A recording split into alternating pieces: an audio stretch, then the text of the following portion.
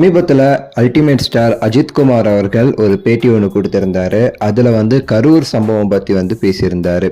அதில் அவர் பேசினது இப்போ மிகப்பெரிய அளவில் சர்ச்சையாக வெடிச்சிருக்கு. எல்லாருமே அதை பற்றி தான் இப்போ பேசிக்கிட்டு இருக்காங்க தமிழ்நாட்டிலேட்டு. அது முக்கியமாக பார்த்தீங்க அப்படின்னா, விஜய் அவர்கள் செஞ்சது தப்புன்னு சொல்லிட்டு எல்லாருமே சொல்லும்போது அஜித்குமார் அவர்கள் ஒரு விஷயத்த சொல்லியிருப்பாரு. விஜய் அவர்கள் மட்டும் தப்பு கிடையாது அப்படிங்கிற மாதிரி பேசியிருப்பாரு.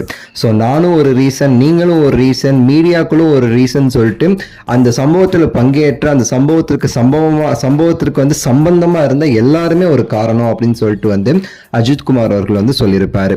இன்னொரு பக்கம் அவர் பேசும்போது பார்த்தீங்கன்னா, ஒரு கூட்டத்தை சேர்த்து ஒரு பலமாக காமிக்கணும், தான் ஒரு பெரிய ஆளு அப்படின்னு சொல்லிட்டு ஒரு கூட்டத்தை சேர்த்து காமிக்கணுங்கிற எண்ணமே இருக்கக்கூடாது. அது ரொம்பவுமே சரி ஆபத்தான ஒரு எண்ணம் அப்படிங்கிறதையுமே அஜித்குமார் அவர்கள் பதிவு செஞ்சிருப்பாரு.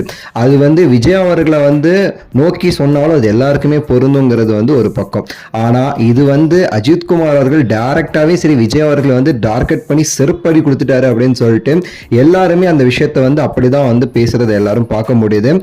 பல ஊடகங்களாகட்டும், பல பொலிட்டிக்கல் பற்றி பேசுகிறவங்களாகட்டும் எல்லாரும் அதுதான் பேசுகிறாங்க. சூப்பர் ஸ்டார் ரஜினிகாந்த் அவர்கள் இந்த கரூர் சம்பவம் பற்றி ஆல்ரெடி அவர் ட்விட்டரில் அந்த அணைக்கே போட்டார். அப்பாவி மக்கள் இறந்துருக்காங்க அப்படின்னு சொல்லிட்டு. அதுக்கடுத்து அவர் ரொம்பவே சரி பிஸியாக இருந்ததை தாண்டி பார்த்தீங்கன்னா ஆன்மீக இது போயிருந்தார், ஹிமாலயஸ் எல்லாம்.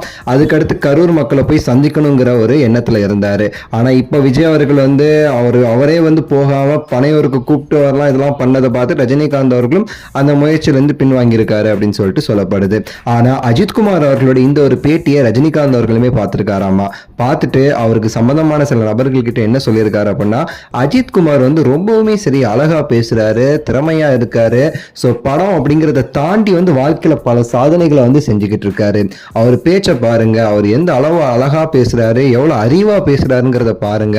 ஸோ இவ்வளவு அறிவா பேசுறது எந்த அளவுக்கு முக்கியமோ அதே அளவுக்கு ஒரு சில விஷயங்கள் நம்ம பேசாம கடந்து போறது ரொம்ப முக்கியமா இருக்குது அப்படின்னு சொல்லிட்டு பேசியிருக்காரு. அஜித்குமார் அவர்கள் அதை கரெக்டா பண்றாரு. எல்லா விஷயத்துக்கும் ஒரு கருத்து சொல்ல மாட்டிருக்காரு. எது தேவை, எது தன்னோட ரசிகர்களுக்கு சொன்னா கண்டிப்பா கருத்தா இருக்கும், முக்கியமா இருக்கும் அப்படிங்கிறத தான் சொல்றாருன்னு சொல்லிட்டுமே சரி பேசியிருக்கிறதா ஒரு தகவல் வெளியாகி இருக்கு.